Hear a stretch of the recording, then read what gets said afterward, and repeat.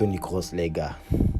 Dans une de ses interviews, il avait dit qu'il ne saurait pas ce qu'il allait devenir s'il n'était pas joueur de football. Et moi, je pense avoir la réponse, les gars. Toni Kroos, franchement parler, pour moi, s'il n'était pas joueur de foot, il serait un tueur à série, un tueur à gage, un sniper. Tu vois, ce type de personnalité, un parrain ou un baron d'une puissante mafia et tout. Le baron, quoi, le baron ultime de mafia, tu vois, le parrain ultime de mafia. C'est ce genre de personnage qu'il allait devenir, qu'il allait être s'il n'était pas joueur de foot, les gars. Franchement, moi, je le pense. Pourquoi? Parce que Toni Kroos, sincèrement, l'homme au sang-froid d'un tueur, l'homme au sang-froid d'un sniper. Son sang-froid, vous voyez sur un terrain, le sang-froid avec lequel il joue, les gars, c'est incroyable. Toni Kroos, c'est le genre de gars qui est calme. Tu le presses, il ne panique pas. Il est là avec la balle, calme. Son sang même ne circule pas à une vitesse normale pour un homme humain, quoi. Moi, je pense même que son sang circule à une vitesse inférieure à la moyenne. Tellement qu'il a un sang-froid. Le gars, il est tellement clutch, comme les Anglais le disent, clutch. Mais c'est fini, les gars. Toni s'en va, les gars. Toni Kroos et le Real Madrid, c'est fini. Ça fait mal, les gars. Bien sûr, on s'attendait à ce jour, quand même.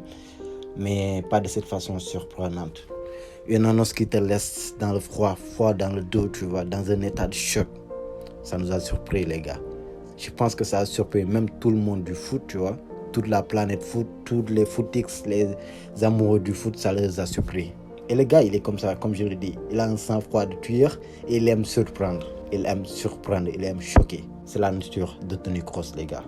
Cette annonce, ça fait mal au cœur. Ça me déchire le cœur au plus profond de moi. Bien vrai que c'est même pas mon idole, c'est même pas mon joueur préféré, c'est Ronaldo plutôt. C'est CR7 mon joueur préféré, les gars, mais c'est justement ça. Ça me rappelle encore le départ de Ronaldo du Real Madrid. Et ce départ, les gars, je peux vous jurer que ça laisse un grand vide dans mon cœur. Et ce vide s'est beaucoup agrandi durant ces dernières années. Justement, prenons l'exemple de l'équipe de Real titulaire lors de la finale de la Champions League en 2017 face à la Juventus. Wesh, quelle équipe, les gars. Incroyable. Cette équipe-là, les gars, franchement, ça me donne des frissons. Ça me donne des souvenirs de malade. Avec cette équipe, on se sentait intouchable, les gars. Intouchable. Quelle était incroyable cette équipe.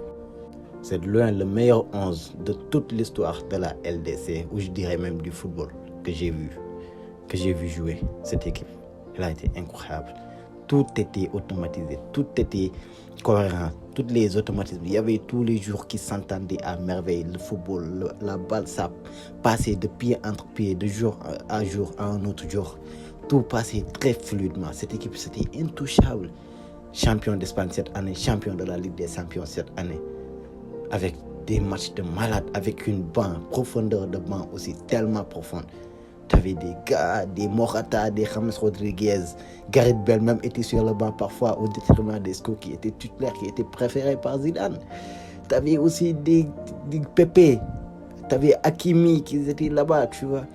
Des joueurs comme Ceballos, Lucas Vazquez. Wesh, c'était une équipe malade, les gars. C'était fou. Incroyable cette équipe. Et pour dire sur la compo de l'équipe titulaire sur cette finale, on avait Keylor Navas dans les buts, les gars. Navas qui était infranchissable. Un mur dans les buts.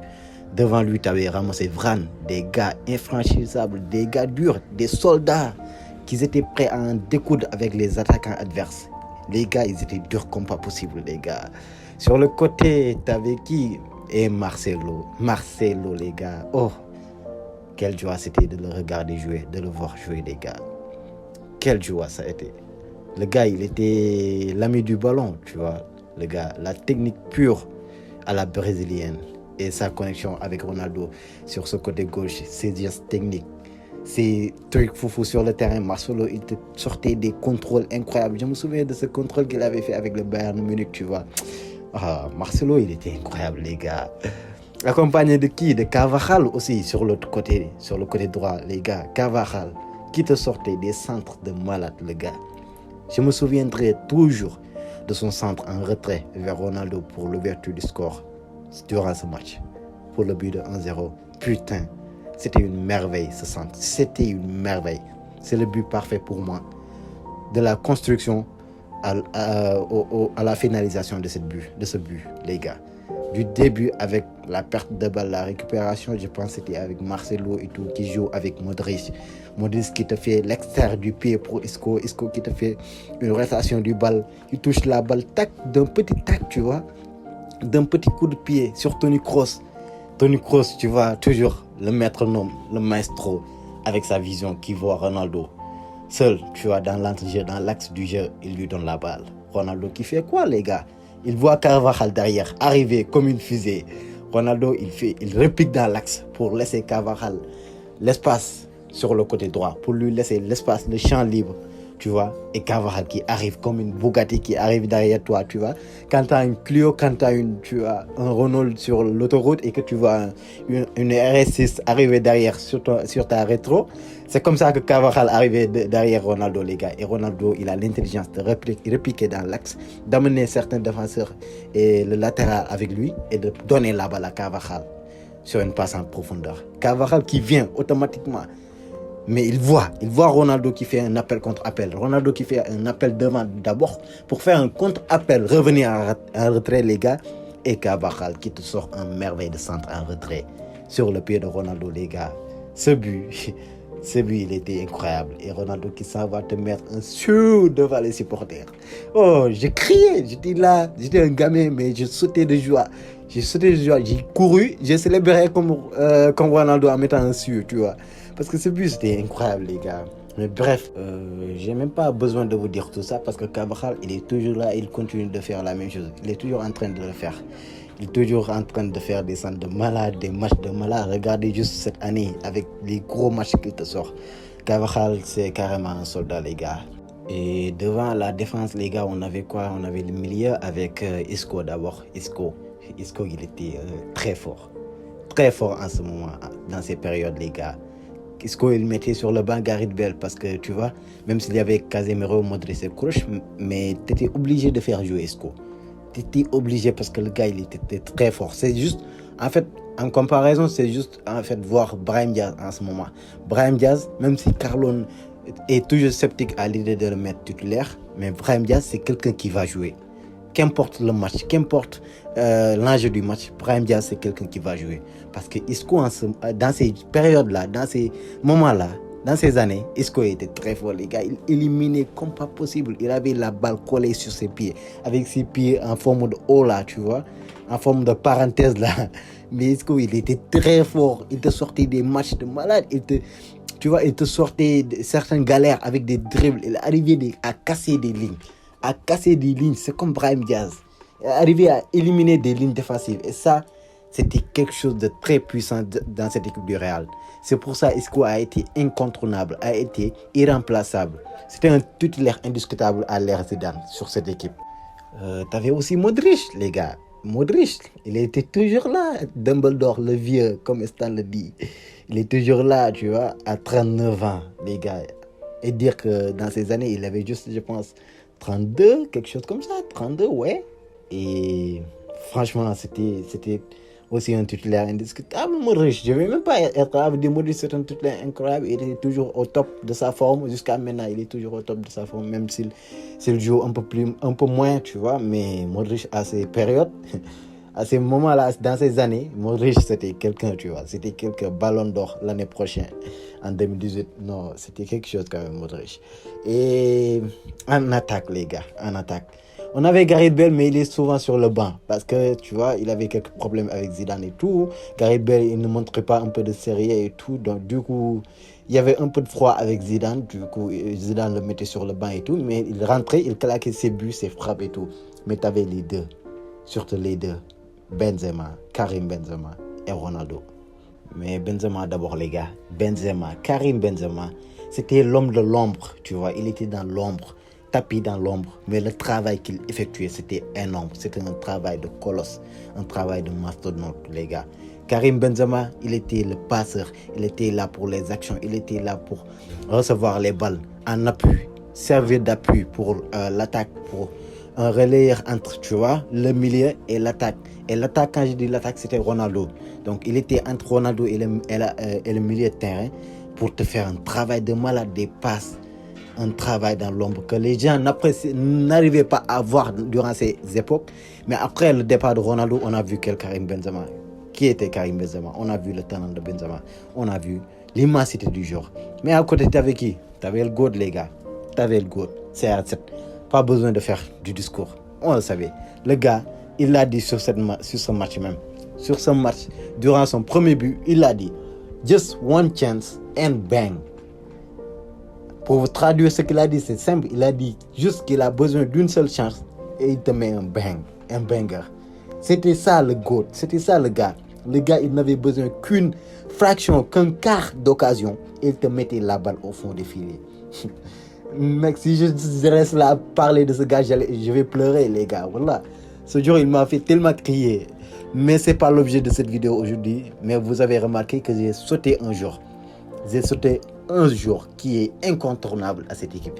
Et c'est lui, le jour de cette vidéo aujourd'hui. Toni Kroos, les gars. Cette vidéo va être un peu longue, les gars. Je pense que c'est la première vidéo qui dépasse les 10 minutes dans ma chaîne.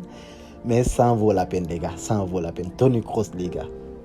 Il va s'en aller. Il va quitter le Real, les gars. C'est fini. Et c'est juste pour se souvenir de tous les bons moments, de tous les bons souvenirs qu'on a eu avec cette équipe incroyable, avec toutes ces légendes. Et de se dire que tous les légendes qu'on voit ici sur cette photo, les Ronaldo, les Marcelo, Ramos et consorts, ils sont plus là, les gars. Il ne restait que Modric, Carvajal et Toni Kroos. Et aujourd'hui, c'est à Toni Kroos de s'en aller, les gars. Et c'est quelque chose de malheureux pour nous. Je me souviens de tous ces matchs qu'il t'a fait, des actions qui resteront toujours dans les dictionnaires du foot, dans l'histoire du foot, dans les annales du football, les gars.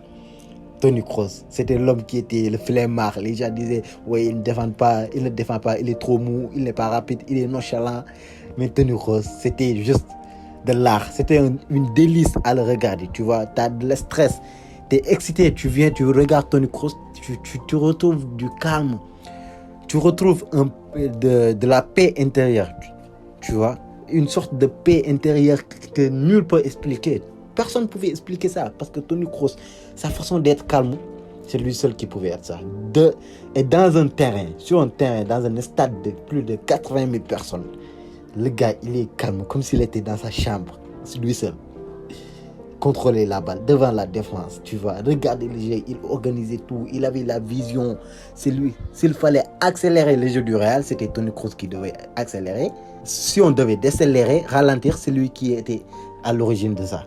C'est lui qui était à l'origine de tout. C'est lui qui organisait tout. On voyait Modric avec ses extérieurs et tout. Kroos n'est pas, tu vois, dans ces trucs de bling bling, je dirais, dans ces trucs de spectacle et tout.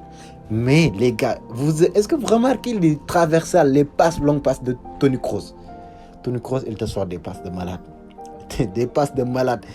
T'avais Carvajal et Marcelo qui débordaient sur les côtés comme des fusées et Toni Kroos qui t'envoyait des fusées aussi pour intercepter ces fusées. C'est comme une guerre entre la Russie et l'Amérique avec l'un des pays qui lance 2 fusées et l'autre qui lance une fusée pour intercepter, pour juste montrer, tu vois, pour juste montrer un exemple des passes traversales que Kroos faisait, les gars.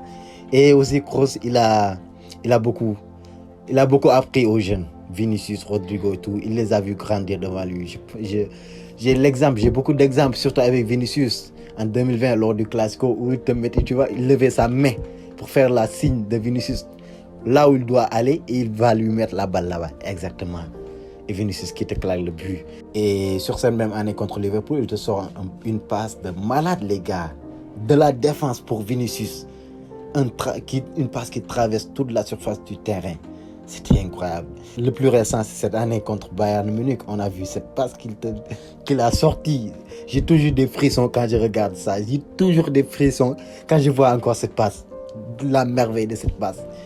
La qualité de cette passe. La grandeur de cette passe. Et on n'oublie pas aussi cette sortie légendaire durant cette finale. Au moment où il sortait pour être remplacé, Toni Kroos qui marchait au milieu de tout un stade, tu vois. Et à un moment, il se tourne vers les supporters du Real et il lève les poings comme ça. Cette sortie a été légendaire. Ça restera toujours dans nos mémoires. Ça a été légendaire ce moment. Bref, ce que je veux dire, c'est, les gars, c'est que Toni Kroos, son départ va beaucoup nous impacter. Il va nous manquer, franchement. Et je pense même qu'on va ressentir son départ l'année prochaine. On va bien ressentir son départ, les gars. Le vide qu'il va laisser derrière, le manquement qu'il va laisser derrière, son jeu et tout le travail qu'il est arrivé à réaliser lui seul derrière et que beaucoup de gens n'arrivaient pas à voir, on va le voir l'année prochaine, on va remarquer ça. Bref, ce fut un grand jour et ça a été un plaisir de regarder Toni Kroos jouer. Et moi je dis que si on doit qualifier Toni Kroos d'une seule phrase, ça sera pourquoi se fatiguer si on sait faire. Bye bye Toni, tu resteras à jamais une légende et à jamais dans nos cœurs. Mais pourquoi Toni? Pourquoi?